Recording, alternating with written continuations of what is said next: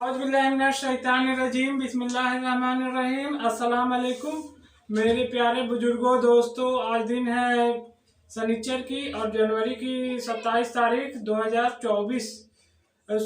सूरह अलक में फरमाया गया है, इकरा बिस्मि रब्बिकल लज़ी खलक़ खलक़ल इंसाना मिन अलक इकरा व रब्बुकल अकरमुल लज़ी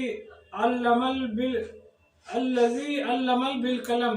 इंसान को खून के लोथड़े से पैदा किया और उसे वह चीज़ सिखाया जो वह नहीं जानता था, कलम के जरिए से। तो इस तालीम की कितनी बड़ी अहमियत है इस्लाम में। जो पहली वही आई है वो सूरह अलक के पढ़िए ऐ नबी सल्लल्लाहु अलैहि वसल्लम। तो जिस तरह हमने इंसान को खून के लोथड़े से पैदा किया और उसे वह कुछ सिखाया जो कुछ वह नहीं जानता था। इंसान की गारे के से सड़ी हुई गारे से उसे बनाया और उसको उसमें अपनी तरफ से खुदा ताला ने रूह फूकी और उसे कलम के जरिए से इल्म सिखाया जो कुछ वह नहीं जानता था। इसी वजह से इंसानों को अशरफुल मखलूक़ात का दर्जा मिला, जिसमें इब्लीस जिस हसद किया कि हमको तो आपने आग से पैदा किया, लेकिन मैं आदम के आगे कैसे झुकूं, सजदा करूं। तो उसे क़यामत तक के लिए मोहलत मिल गई कि वो इंसानों में से एक मखसूस तबके को वो गुमराह करता रहेगा। जिस तरह वो और फी नारे जहन्नम में पहुंचा देगा, जिसमें उसकी जहन्नम में इंसान जलेगा तो उसकी खाल जल जाएगी, फिर दोबारा उसको वो खाल मिलेगा। और फिर जिस तरह आजकल के अल्ट्रा वायलेट रेज के जरिए इंसानों को उसके हीट का जो कि उसके खाल में स्किन पर उसका असर नहीं होता, वो अंदर जाके वो अपना असर दिखाता है। तो इसी के मिसाल से अल्लाह ताला एक मच्छर की मिसाल से देने में भी शर्माता नहीं। इस पर कुफार और मुशरिकीन ये एतराज़ात करते हैं कि अल्लाह को क्या पड़ी है कि इस तरह की छोटी एक मच्छर की मिसाल देता है कुरान मजीद में, जो कि कुफार अरब में सरदारी देते हैं। आप इतने माल व मता देंगे जो कि आप सबसे अमीर हो जाएंगे, और या सरदारी बोलिए, आपको यहाँ का सरदार मुकर्रर करते हैं। लेकिन हमारे बुतों को लाज और उतबा जो उनके बाप दादा से चले आ रही थी, उनको बुरा भला ना कहें या उनकी। तो आका सल्लल्लाहु अलैहि वसल्लम का फरमान था कि मैं तुम्हें सिर्फ एक अल्लाह की इबादत करने के लिए कह रहा हूँ, जिसमें ला इलाहा इल्लल्लाह मुहम्मदुर रसूलुल्लाह, नहीं है कोई माबूद सिवाय अल्लाह के, और हज़रत मोहम्मद सल्लल्लाहु अलैहि वसल्लम अल्लाह के बंदे और उसके रसूल है। इतनी सी कलमा कहने पर तुम्हें अरब व आजम की बादशाही नसीब हो जाएगी, जो कि एक चरवाहे कौम से अभी तुम तो देखिए आने वाले दिनों में किस तरह लोग हज के मौके पर सारी दुनिया की दौलत अरब में खींची चली आती है, और हर तरह के वहाँ फल व फ्रूट से और हर तरह के गले अनाज से और इलाके को दुनिया की बेहतरीन चीज़ वहाँ उस मक्के में अरब में वो मिल जाएगी। तो एक कलमे के जरिए के निस्बत से इस तरह आका सल्लल्लाहु अलैहि वसल्लम ने सारे को ठुकरा दिया और उन्होंने कहा कि तुम अगर मेरे एक हाथ में सूरज और एक हाथ में चांद भी रख दोगे तो मैं अपने मिशन से नहीं 1 इंच भी नहीं हट सकता। ये तो खुदावंद ताला की तरफ से उनको अता किया गया था। जो वो ईसा और भी इससे पहले पैगंबर आए दुनिया में वो, लेकिन वो अपने अपने कौमों के लिए अल्लाह ताला ने उनको भेजा था। लेकिन आका सल्लल्लाहु अलैहि वसल्लम को वो पूरे दुनिया के इंसानों की हिदायत के लिए मबूस फरमाया, और जिससे कि वो हिदायत अखज़ करे और उनको इंसानों से इतनी मोहब्बत है कि वो किसी को जहन्नम में जलते हुए देखना नहीं चाहते हैं कि मेरी रब्बे हबली उम्मती बारगाह खुदाबंदी से अपने तरफ से सनद लेके आया है। वो तो एक मखसूस तबके के इंसानों में से वो अपने तरफ खींच लेगा या उसको बहकाएगा और उसको फी नारे जहन्नम में पहुंचा देगा।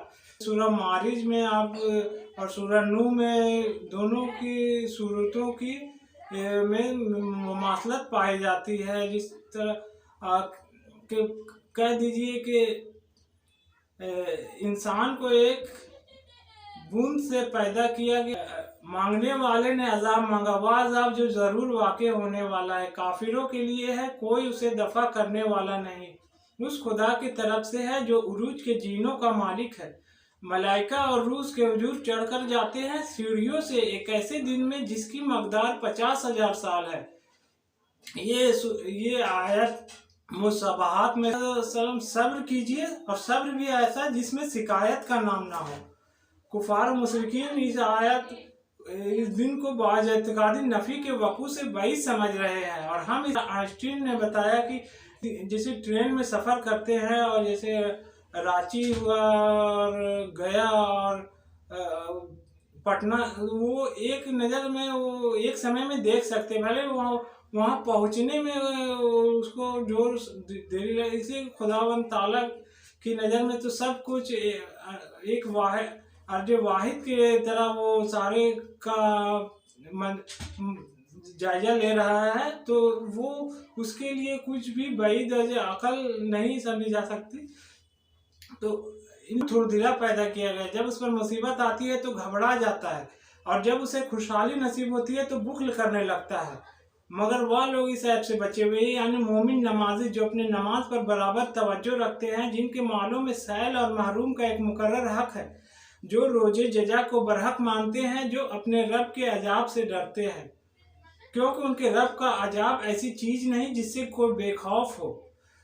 जो भलाई पहुंचती है तो इन्हें दौड़े चले आते हैं कि सारे को जन्नत में दाखिला मिल जाएगा। नहीं, जन्नत तो सिर्फ नेक और परहेजगारों के लिए बनी है, और रहे कुफार और बुत परस्त और जितने भी मुशरिकीन जो हलाल व हराम में तमीज़ नहीं करते, उन लोगों के लिए जहन्नम में बनाई गई है। और 18 दरोगे उनमें, जिस तरह कुरान की आयत में आई है, जिस वक्त वो आयत नाजिल हुई वो उस वक्त कुफार और मुशरिकीन आपस में ये डिस्कस कर रहे थे कि 18 दरोगे, एक को तुम संभालोगे, एक को तुम संभालोगे, एक को मैं।